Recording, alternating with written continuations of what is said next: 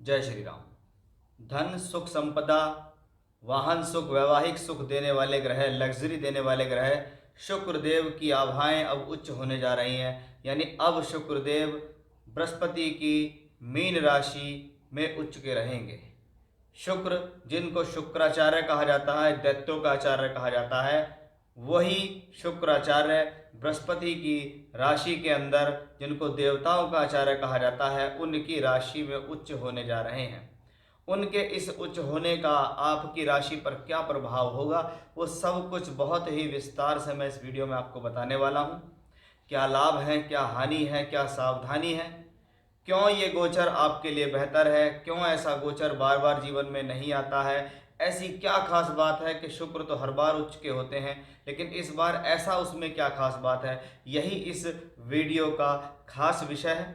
इसलिए इस वीडियो को बहुत ध्यान से समझें और अपने ऊपर अप्लाई करें कि 31 मार्च 2024 के दिन शुक्रदेव कुंभ राशि से निकलकर बृहस्पति की उच्च की राशि में जाएंगे, जहां शुक्र को धन सुख साधन, वैभव संपन्नता, मॉडलिंग या फिल्म इंडस्ट्रीज, या जहां पर भौतिक सुख संसाधन दिखाई देते हैं, जहां पर ग्लैमर दिखाई देता है, जहां पर मीडिया, डिजाइनिंग, ग्राफिक डिजाइनर दिखाई देती है, ऐसे एक ग्रह शुक्रदेव, गुरु, जिनको हम आचार्य कहते हैं, जिनको हम धन का भी कारक कहते हैं, जिनको हम ज्ञान कहते हैं, बुद्धि कहते हैं, विवेक कहते हैं, समझदारी कहते हैं, आध्यात्म कहते हैं, ये सबके कारक ग्रह गुरु हैं।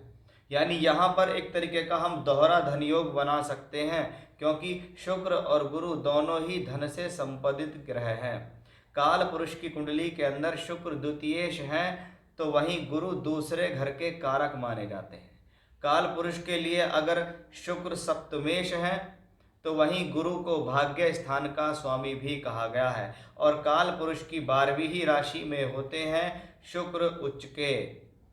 तो ये अपने आप में एक बहुत बेहतर संयोग है। और इस बार जब शुक्र गुरु की राशि में रहेंगे, उस दौरान गुरु मेष राशि में रहेंगे, जिसको हम काल पुरुष की पहली राशि कहते हैं। इसलिए प्लैनेट जिसके भाव में, जिस राशि में जाता है, अगर उसका स्वामी बली है और मजबूत है, तो वो आपको अच्छे परिणाम देने में सक्षम है। वो सभी लोग जिनके जीवन में शुक्र या गुरु से संबंधित दशा, अंतर या प्रत्यंतर दशाएं चल रही हैं, उन पर इसका खास प्रभाव होगा। क्योंकि ये मीन राशि है, मीन राशि में 3 नक्षत्र आते हैं, पूर्वी भाद्रपद, उत्तरा भाद्रपद और रेवती, जिसमें शुरुआत का पहला नक्षत्र गुरु का ही नक्षत्र है, जिसको हम कह सकते हैं ये शुक्र के बल को और अधिक बढ़ा देगा। इन 3 नक्षत्रों में यदि आपके कोई प्लैनेट्स बैठे हैं, आपको कोई दशा चल रही है जो इन प्लैनेट्स के अंदर है, आपका जन्म नक्षत्र इन 3 नक्षत्रों से प्रभावित होता है, तो भी इसका प्रभाव अन्य राशियों के मुकाबले ज़्यादा होगा। तो आइए शुरुआत करते हैं शुक्र जैसे एक ऐसे ग्रह की, जो आज के समय में लग्जरी देता है। और आज के समय में ये कलयुग चल रहा है, इसमें लग्जरी की बहुत डिमांड है।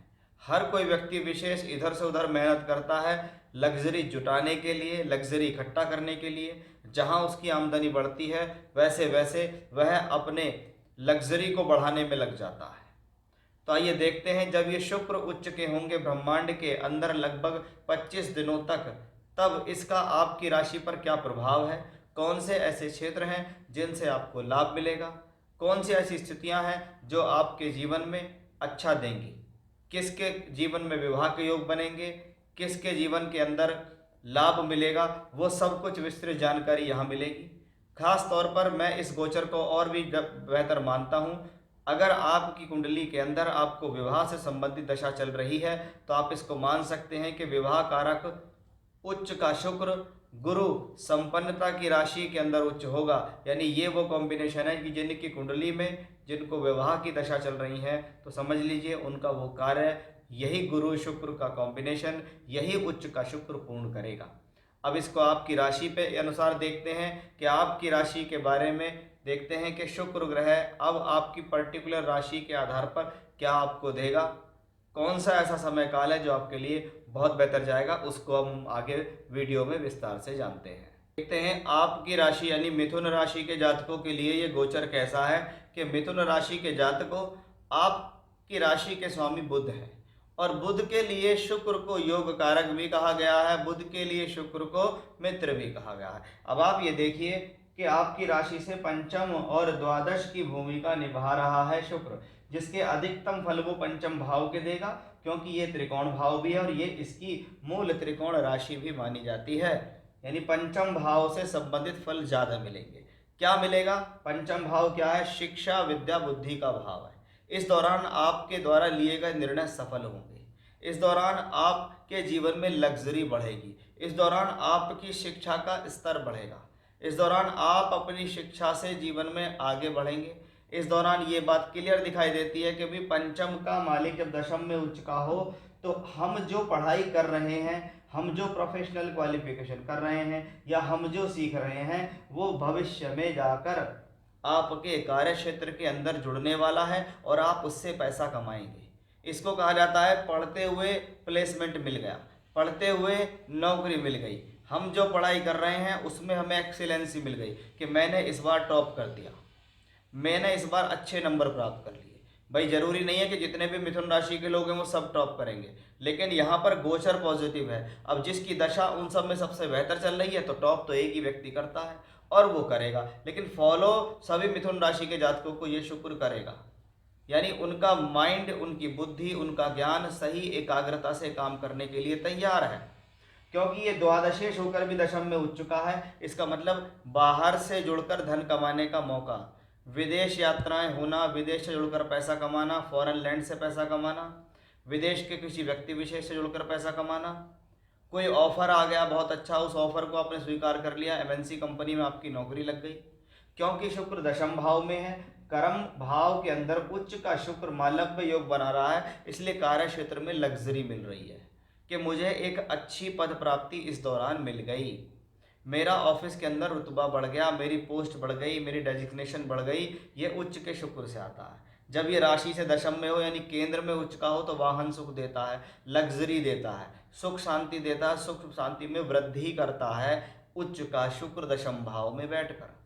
ये शुक्र गुरु की राशि में है और गुरु दशमेश होकर 11th यानी सीधा शुक्र का कनेक्शन 11वें घर से बना के मेरे द्वारा इस दौरान किया गया कोई भी कार्य कर्म करते हुए लाभ में अवश्य परिवर्तित होगा। मैं इस दौरान जो भी कर्म करूंगा उसमें मुझे लाभ मिलेगा, मैं इस दौरान जो भी काम करूंगा उसमें मुझे सक्सेस मिलेगी, मैं इस दौरान जिस चीज़ में भी हाथ डालूंगा वहाँ मुझे सफलता मिलेगी। क्योंकि गुरु यहाँ से बैठ के सप्तम पंचम भाव पर भी दृष्टि डालते हैं, यानी ये स्थिति संतान प्राप्ति के लिए भी शुभ है। संतान की शुरुआत, संतान का कंसीव होना, या संतान अगर आपकी है वो राइज नहीं कर रही है, उसको जीवन में कोई प्रॉब्लम आ रही है, तो वो प्रॉब्लम भी आपकी यहीं से सॉर्ट आउट होती दिखाई देगी। यानी अकेला शुक्र जब दशम भाव में उच्च का होगा, बृहस्पति की राशि में होगा, वो बृहस्पति 11th से बैठकर फिर से शुक्र की राशि को देखेंगे, तो इसको कहते हैं एक अच्छा लग्जरी योग। और जब शुक्र लग्जरी दे रहा हो, गुरु की राशि में हो और गुरु बली हो, तो कहते हैं जीवन के सभी क्षेत्रों के लिए फायदा है। क्योंकि गुरु यहाँ से बैठ के 7th हाउस को भी देखेंगे, 7th हाउस का कारक गुरु है, शुक्र है। इसका मतलब वैवाहिक संबंधों के लिए, शिक्षा विद्या के लिए, नौकरी के लिए, व्यापार के लिए, सभी तरीके से ये अनुकूल गोचर आपके लिए है। तो ये था मिथुन राशि के जातकों के लिए शुक्र जब उच्च के होंगे तो आपको क्या देंगे, उसकी मैंने जानकारी आपको दी है। जय श्री राम।